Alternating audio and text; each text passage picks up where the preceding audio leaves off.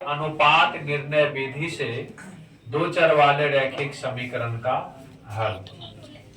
दो चर वाले रैखिक समीकरण युग्म का अनुपात निर्णय विधि से हल करने के लिए सबसे पहले अचर पद को लुप्त करके चरों के अनुपात निकालना है। अचर पद को लुप्त करके चरों के अनुपात निकालना है। फिर दोनों चरों के आनुपातिक मान किसी एक समीकरण में रखकर अनुपात के अचर को निकाला जाता है। फिर प्रत्येक चर के मान ज्ञात किए जाते हैं। सबसे पहले अचर पद को लुप्त करना है। फिर दोनों चरों के अनुपातिक मान एक समीकरण में रख लेंगे और उस समीकरण में रखने के बाद अनुपात के अचर को निकालेंगे। जब अनुपात का अचर निकल जाएगा तब उस अचर के मदद से चर मान निकाल लेंगे। एक एग्जाम्पल है, उस पर देख लीजिए। 3x + 4y = 10, 2x - 2y = 2, यानी 3x + 4y = 10, 2x - 2y = 2। यहाँ से देखिए समीकरण 2 में दोनों तरफ 5 से गुना करने पर 5 से गुना करने पर, यहाँ पे करने पर जो है इसको करके लिखिए। क्या लिखना है? करके। समीकरण 2 में दोनों तरफ 5 से गुना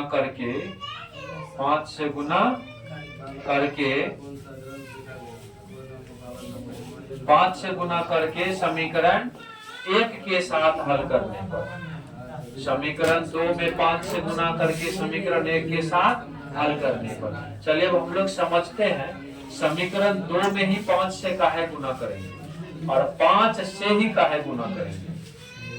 अचर पद को गायब करना। यहाँ पर 10 है और यहाँ पर 2 है, तो 2 जो है वो 10 आसानी से 2 नहीं बनेगा, है ना। 2 तो बन जाएगा आसानी से, लेकिन दूसरा वाला जो अचर है वो बराबर नहीं होगा।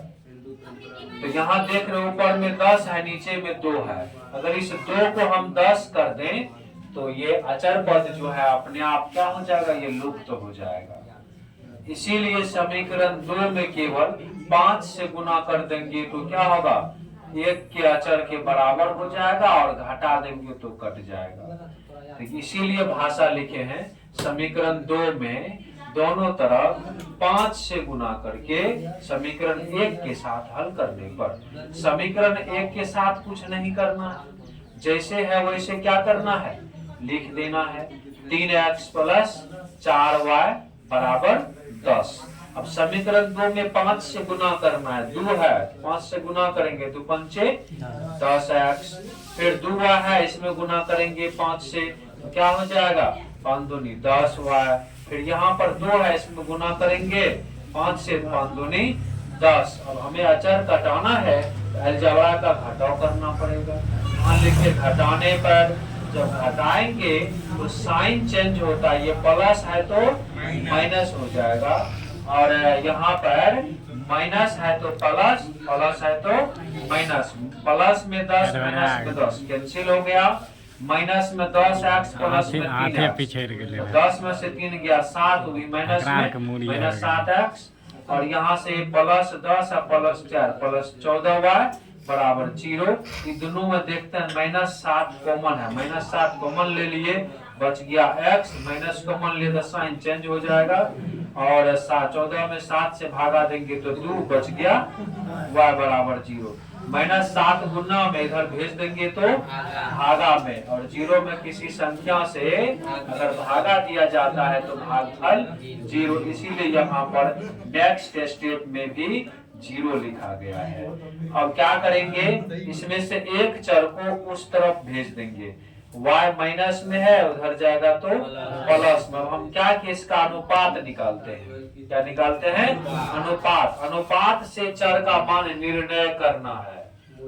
अनुपात से चर का मान निर्णय। इसमें अनुपात का उपयोग करना है और आपको पता होगा अनुपात तब होता है जब बट्टे में लिखते हैं।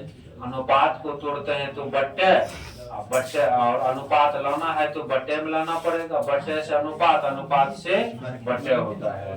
तो यहाँ पे देखिए, तो इसका एक तरीका से ही लाएंगे तो y जो है ना, y का गुणांक 2 है, इधर गुना में उधर भेजेंगे तो x के नीचे में यानी भागा में, और नहीं कुछ तो x में कौन चीज से गुना है, एक संख्या से, एक गुना में इधर आएंगे तो भागा में। आपका ये बट्टे के रूप में आ गया अनुपातिक फॉर्म, x बट्टे 2 बराबर y बट्टे 1। अब इसके बराबर, अब तो अचर पद तो लुप्त हो गया हमारा, इसके बराबर एक अचर पद मान लिए के, क्या मान लिए के, अचर पद मान लिए के, इसके बराबर एक अचर पद के मान लिए हैं। x बट्टे 2 बराबर y बट्टे 1 बराबर के, समीकरण 3 हो गया, समीकरण 3।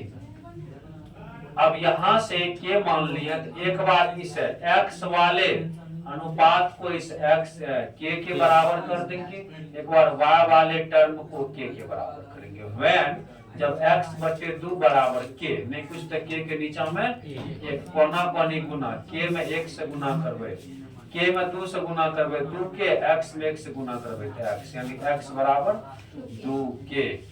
फिर यहाँ का when y बट्टे 1 बराबर के, नहीं कुछ तो नीचा में कोना कोनी गुना, y गुना 1 y बराबर के, तो x का मान 2 के और y का मान 1 के। अब ये x और y का जो मान के रूप में आया है, x और y का मान किसके रूप में आया है, के रूप में, उस के को इस समीकरण 3 वाला में जाके क्या करेंगे, रख देंगे, समीकरण 3 में जाके रखेंगे। किसमें रखना है, 3 में जाकर के रखना है। समीकरण 3 यहाँ पर है ना, और इसको बारी बारी से क्या करेंगे, समीकरण 3 में रखेंगे।